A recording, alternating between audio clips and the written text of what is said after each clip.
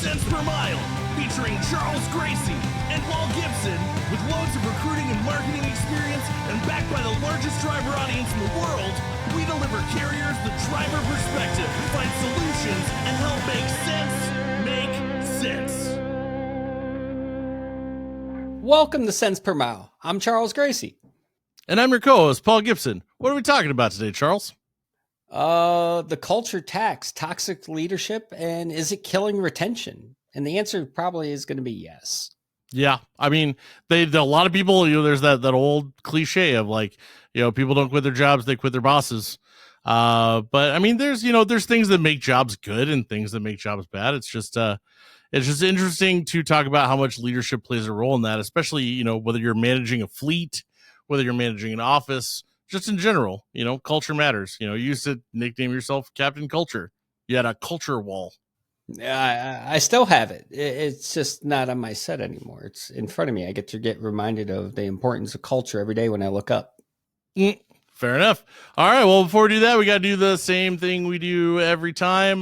We are on Amazon Music, Apple Podcasts, YouTube, anywhere you get your podcasts. So if you could go like, subscribe, rate, it helps push us out a little bit further. Helps us do some cool stuff like some of the things we're doing later this year.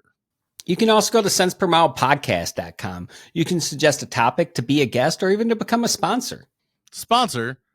I don't think we have a sponsor today, Charles, but is there anything you want to push at the people? Yes, Stars, Stripes, and White Lines Truck Show, November 7th through the 8th at Echo Park Speedway in Hampton, Georgia, put on by the Bennett family of companies to benefit Reefs Across America. They'll be dropping them balls, sponsored by people like you from a Huey helicopter. And depending on where the ball lands, you can win up to $10,000. So grab your balls today from sswltruckshow.com. God, that leaves so much room open for dad jokes, just like, oh, hey, I paid the last bit of my car off. How'd you do it? Oh, well, I really dropped the ball on that one. Yeah. You got to hurry up and grab your balls. Right. Yeah. Yeah. Well, it's time for the news. All right. So it's time for the news. And normally, we grab some articles, we talk about tariffs, or we talk about, whatever's happened on CDLLIFE lately that's pretty cool or interesting or relevant, various other things. And while, the show's pre-recorded a week before, the past couple weeks have been nuts. There was the Charlie Kirk situation, which is terrible.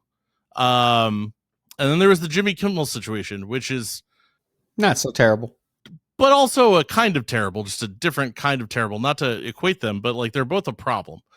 And normally we don't just talk about politics, but it matches our topic today.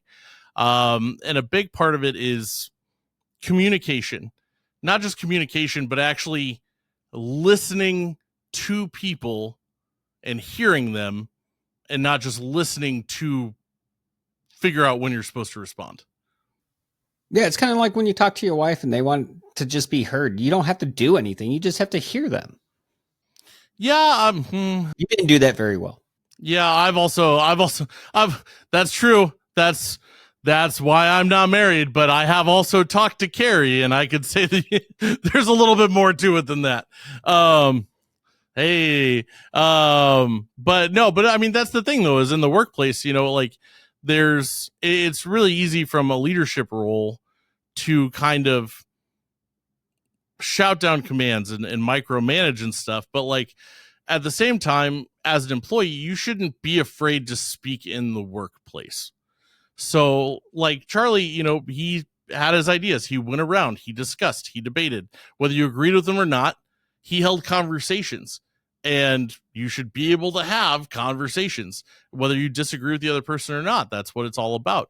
Jimmy, you could look at what he said and you could take it one way, or you could take it the way that he possibly meant it, which is the way that I would lean towards, but me and Charles, we, kind of don't always see eye to eye on things. But regardless, it's the idea that like there shouldn't have been any interference from up top. Well, and I have a different perspective on this, and this is where our dynamic proves the point here. We live in a world where everything is polarized. People have to be comfortable having those conversations, and people have to be comfortable listening to those conversations. Some of the most constructive conversations that Paul and I have had was sharing our views with one another, even though we're on opposing views on a lot of different things. I respect and have empathy towards his, and he shows the same respect for mine. We don't always align. And we live in a world right now where we watch one person lose their life for having opinions and another person get temporarily suspended for having opinions. Now, I have different views on this, though, because sharing your opinions and one person built a company and movement around their opinions, and that was their safe spot to share those opinions. The other person is getting paid for a job, and on that job sharing a controversial opinion to a lot of people and almost cost him his job. At the end of the day, I think both sides have to realize, no matter what side of the coin you sit on, everyone's entitled to their opinions. We have to share them in a constructive and empathetic fashion. In order to progress, we have to have conversations. If everything becomes so polarized and everyone's paralyzed in order to have those conversations or to have those conversations, we're never going to get any movement. So I'm a huge advocate for go out there, have those conversations, and be aware of the platforms in which you're having them. Yeah, and I mean, there can be consequences, but I mean, that's the same thing. Like, so in the first one, no one should be worried about sharing their opinion and having their life ended over it. But also, no one should have a regulating body threaten someone else to silence somebody for speaking their opinions either. It's the idea that, like, in the workplace, like, you should embrace your employees saying things, as long as they're not going out and saying something super messed up. Well, freedom from speech doesn't mean freedom from consequences. And I think people need to be cognizant of where they're sharing their opinions too.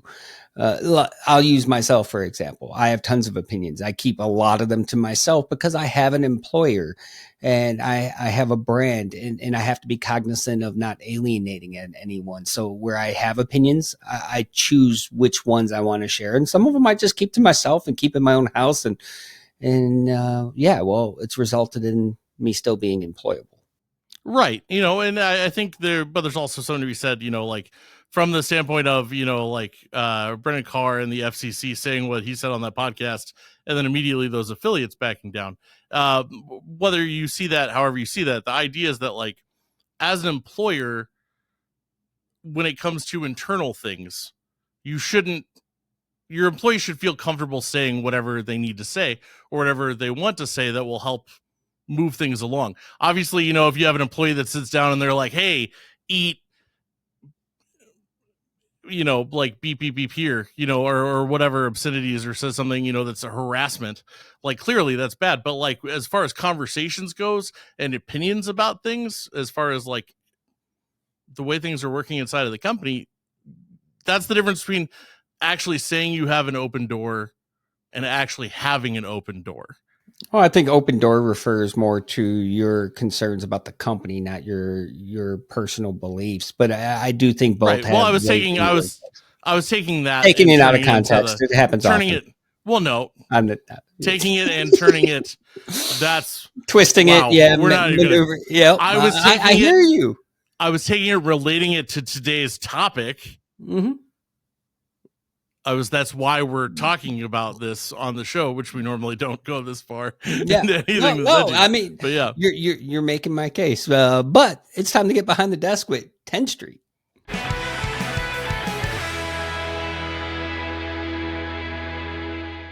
Do you want to grow your fleet but get buried by paperwork, slow hiring processes, and outdated systems, all while struggling to comply with changing safety regulations?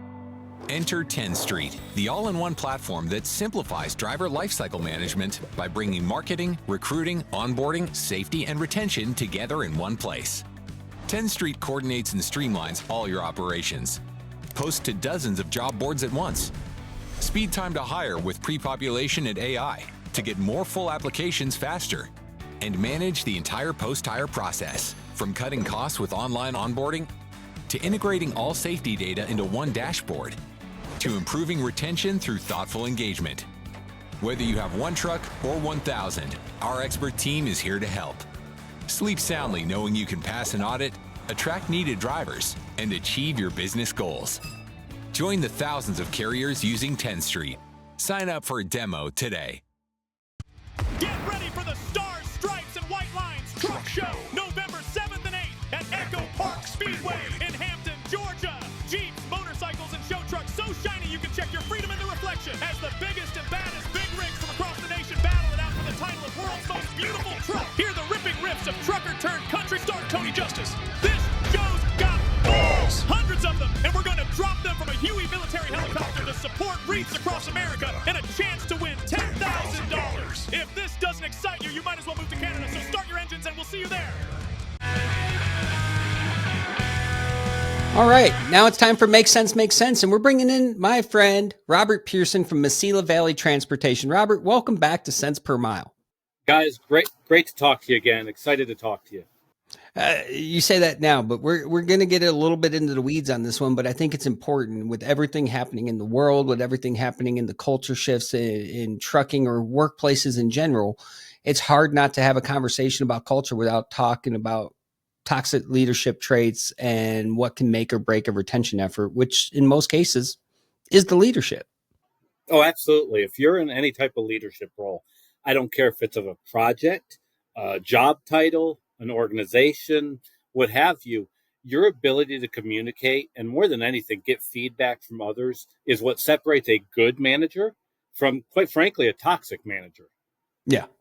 Well, and the workplace has shifted a lot. Like there was a time and place in the workplace where it started at the top and it just trickled down, and whatever trickled down is what you had to roll with. But we live in a day and age where people want to feel heard, and people want to know that not only are they being listened to, but they're actually being heard, and they might not get the response, but they get a reaction of some sort. Is that kind of echoing into what you're seeing on your side? Yeah, the hardest thing for any manager is to get engagement from people. And it's hard for people to be engaged if they don't have a vested interest or mutual purpose with what you're doing. And that only takes place if they're being heard, if they have an opinion, if they have stakes in the game, so to speak. If you want people to work as an AI or a robot on an assembly line, most people can only do that for so long before they finally go, I've had enough. I think I'm good here. I'm going to go find my purpose elsewhere. So if you can create that engagement where, hey, I want to get to point A. What can you do to help get us to point A? And someone buys into, hey, we all want to get to point A. The results will be better, much more efficient. If you put any type of barrier to that person finding purpose in the job, and the manager is by far the number one person that will have influence over that, it can't help but end badly. Your turnover will show for it. Your end product will show for it. And quite frankly, you'll also find a manager that's not really that happy with what they do either. I agree with that. I think it's one of those things too, where a lot of people complicate a one-car funeral. To get your people to buy in, you simply have to communicate effectively. Why are we going in that direction? The ifs, the whys, and the direction path itself, and then get their feedback so that they feel invested into the direction. And if you can do that successfully, everyone's rowing in the same direction. It's when you fail to do that, all of a sudden, something that wasn't complicated becomes very complicated. It's hereditary or it's contagious. And what I mean by that is if you have a family and they have a history of abuse or alcoholism or what have you, that tends to go from generation to generation. Same thing happens in a workforce. If you have a company where your bosses are engaging and they want to talk to you and they have an open dialogue and a true open door, not just a poster on the wall, but an actual open door of, hey, if you don't understand something, come see me and let's talk. You'll find that catches on. And long after that good boss was there and they're now on their fifth boss, those habits tend to still be in place long after the fact. I always will tell anybody, if you want to see a really good manager or boss, visit the place that they worked at 2 years after they left. If things are still running smoothly, if people are excited to be there, that impact of that boss will be there 2-3 years after they're gone. Yeah, no, that checks out. And I think one of the things that I'm here for is in today's world, you're starting to see the use of exit interviews. And I think that they actually have a very important role. If you want to understand how to plug a hole in your ship, you need to understand why you're losing people. And if you can have a constructive exit interview, you can go back in there and possibly solve a problem that's costing you quality people. The worst thing I believe as a manager you can have happen is when someone quits and you're surprised they quit. If they quit and you didn't see it coming, or there weren't warning signs, and out of the blue you said, I don't know what happened, they just quit. You need to take a long, hard look in the mirror at that point. I don't care if it's a truck driver, if it's a secretary, what it might be. If you have a relationship, if you're having a dialogue with that person, you should know, hey, this person's unhappy. Can we fix this scenario? Maybe we don't belong together, but maybe we do, and maybe we can fix the relationship. So anytime I see turnover, and I see exit interviews in particular, I always like to look at those exit interviews versus what the boss or the supervisor said. And if those two things don't line up, yeah, get really excited because there's a training opportunity getting ready to present itself. Now, have you ever seen the opportunity during an exit interview where you might have been losing someone, but because of actions taken, you were able to reverse that? Or is it just pretty much educational only? I've never actually, and the reason I'm asking it, I've never seen it where it saved somebody. Oh, no, it has several times. Part of that exit interview is to find out, what we can do for the next person coming in through the door. But the other part of that exit interview is this salvageable? Is this relationship something that we can save? By the time you get to the exit interview, I'd say realistically about 90% of the time they've made the decision. You've gotten to that point. But there is about 10% that will either go, well, hold on, I just wanted to be heard. And that is a big thing for a lot of people. If they felt like they're being heard. The other part of that, in particular with drivers, I've had exit interviews where 6 months later they come back and go, hey, you know what, I'm coming here because they didn't find what they were looking for. But that exit interview was pivotal in getting them to give that retrospective of, you know what, I do like it here. I just need a couple things fixed. I think it depends on the driver too. Yeah, absolutely. And we live in the day and age where silent quitting is a thing, where, quiet quitting, you're on the way out the door. You're not even staying anymore. You're just on the way out the door. You quietly leave. Do you think that people are less engaged to share those opinions and they just leave? Or do you see people having those conversations more than the headlines would point?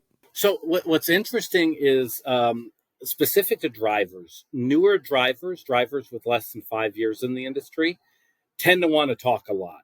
They tend to want to give you that information, share their views and thoughts. I don't have an age around it, but it tends to be people that are at least less than 5 years of experience in the industry. You don't really have to work that hard for them to give you the information. You just have to give them the opportunity. It's normally the driver that's been in the industry for more than 5 years that you kind of have to put more effort into establishing that relationship.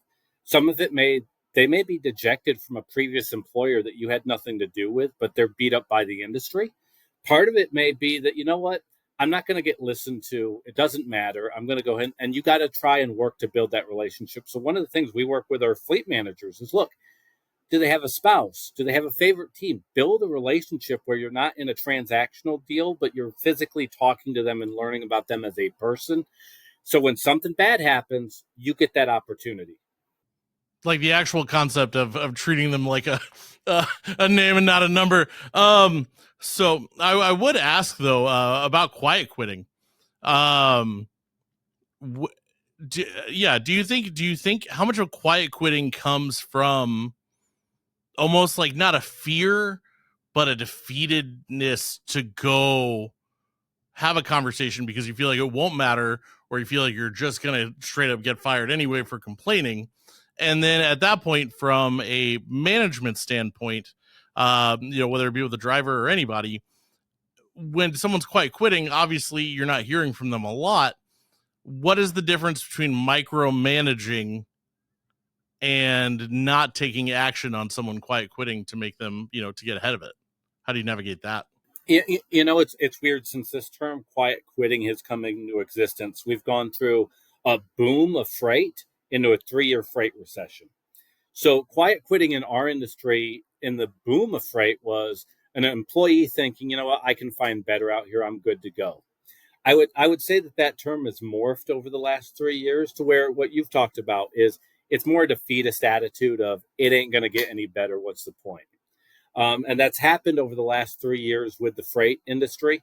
I think the big thing in our end is force that engagement. We want to have a relationship. You are not a resource with us. You are my coworker. I think the big thing is having that conversation where I ask you, hey, what do you think about this? And I'm not asking you because I'm trying to check a box to say that I did it. I legitimately have an interest. I'm going to tell you, I've been in trucking now about 20 years almost at this point. The more I'm in trucking, the more I realize the less I know about trucking. It's one of those things that I need that person that they may have been trucking for 6 months. They're going to have a perspective that's very different than mine. I need that feedback. I may not agree with it. I may have to ask questions going, wait, what do you mean? But that perspective of that person that's been in there 6 months and that perspective of someone that's been in 40 years is going to get me past any biases I may have at the pathway that I'm at. Now, if you could give any management structure team out there some advice and positive direction with keeping their people engaged, what's the number one piece of advice you wish everyone knew? Over communicate. Absolutely. One of the things I do on a daily basis, doesn't matter if I'm on vacation, doesn't matter if I'm in an office, if I'm at a startup event. I have my team on a Teams meeting every single day, 9:30 sharp. We are going to have that meeting and it's going to take place and we're all going to be talking. And the reason I do that's not for me, it's for them. Is the worst thing I can do is set them up for failure because I don't communicate. And the worst thing I can do is not allow them the chance to push back at my ideas and push back at my vision because I'm not going to think of it all. And most people, if they have that, I will tell you that in my department that I inherited back in May of 21, our turnover is almost non-existent at this point, where when I came in, people were going out left and right. That meeting was the big thing. We did other stuff and I created some Excel files, but that one meeting where I gave everybody that chance, hey, do you have a question? Do you have a thought? That was the difference maker within the departments. And I find if you can do that with drivers, if you can give them that opportunity on a daily basis where they feel like they're being heard, you have to remember that driver, they might be 1,500 miles away. They don't get the luxury of physically seeing you in person. You got to work harder to give them that opportunity. Okay, so I love that because that's my question was almost going to be, how do you stop that morning meeting from constantly turning into a meeting that could have been an email? Like a daily newsletter of like, hey, here's what we're doing today. But I love that because I think the thing that we all agree on is that listening is the most important part. Not just listening, but actually doing something about it and actually creating a dialogue about the dialogue. Now, I would ask, because I was told I took things out of context earlier, but I disagree. Oh, no. This is the point where you take Robert's advice is shut up and listen. But I'm asking him a question so I can listen. So as you said, one of the things that you do is you allow your people in those meetings, you tell them what you want to do, you tell them the plan, and you allow them to push back. So obviously, from a leadership standpoint, some people could say like, I'm in charge. This is what we're doing. This is how it goes. And if you question that, you don't fit in the system or, the machine of the company that you work at. Now, how do you go about people who disagree with the direction? Whether it's something that can be changed or not, how do you react to that as somebody who's open to criticism, unlike some people? So that's where buy-in comes in. So let me give you an example. Let's say my boss comes to me and goes, hey, I want to do blank and I want to do it by this date. And I don't believe in it, but I talk to him. But then I go visit with my folks and go, hey, the old man wants us to do this. I know this is stupid, but we're going to see how it plays out. The thing's going to fail. I may have physically did it, but it is going to fail. No one's buying in. So the challenge in that conversation is, hey, this is what we got to get done, but what am I not looking at? And legitimately, there's times I make a point of, in fact, that I want to take ideas that were not mine, that came from my people, and incorporate them whenever I can, and make sure that when we do complete the project and we had a victory, I point out, blank did this, Sam did this, Bill did this. Credit matters. We all want a pat on the back. It is not weak to get that, want a that a boy when you do something right. And so that's the key thing, is you have to give those physical examples. I know that we all want to be like the drill sergeant from Full Metal Jacket all the time and feel like we're just running a tight ship. But every once in a while, it's a good thing to go, hey, what am I not seeing here? What could make this better? Because my goal is when we leave that meeting and we actually go to execute it, they're buying it in as though it was their own idea. I absolutely love that there are organizations out there where they've adapted to the change in the mentality of the workforce. And it has changed, whether you're a driver or in the office. Like, people want to feel included, people want to feel heard, and people generally want to feel valued. They want to feel like they're working along their peers. If you don't feel those things, you're not vested in the company, the direction, and things are going to fail at a foundational level. So I think that's great stuff, Robert. I appreciate you coming on Cents Per Mile, sharing that perspective, and hopefully it helps everyone out there. Everyone is focused on retention right now. It is the answer to a age-old problem when it comes to turnover. It's hard enough to get good people in your organization. You should want to keep them. So I love that and appreciate you sharing that with everyone. Guys, I appreciate it as always. Best of luck to you, and I'll be listening in. Awesome. Well, Paul, I mean, that was some great stuff. I think there's a lot of key takeaways there, and hopefully it helps the fleets out there retain today's drivers, because it's a very expensive process to go recruit a driver. It's a really lost art to try to retain them from the day you get them versus trying to be reactive and retain them after you've already lost them. Well, and I think one thing that's interesting though too is, like talking about quiet and that defeatist attitude. I think it's really easy in this market because you're not seeing quite the turnover that you were, because there's not as much freight, there's not as much to fill. I think it's still really important to maintain the people you have, because if you can lock in these people now, if and when the market ever does get better, those people, you got them for life. Yeah, and that's the thing. If you could take one thing away from this, there's a lot of people taking victory laps about their retention levels right now. Unless you can directly attribute your retention to something that you've done actionably within the organization, you are benefiting from the market. And that's going to give you a false security blanket. And when things switch the other way, you are going to be right back, if not worse off than where you started before this market played in your favor. So be looking internally, be making intentional items to try to retain your people and understand what's important to them. And, have a good time. Make sure they have a good time. Right. And people will remember if and when that 2020 employee-driven market pops around again. Absolutely. Well, I think it's time to go. Thank you for tuning in to Cents Per Mile. I'm your host, Charles Gracie. And I'm your co-host, Paul Gibson. See you next time.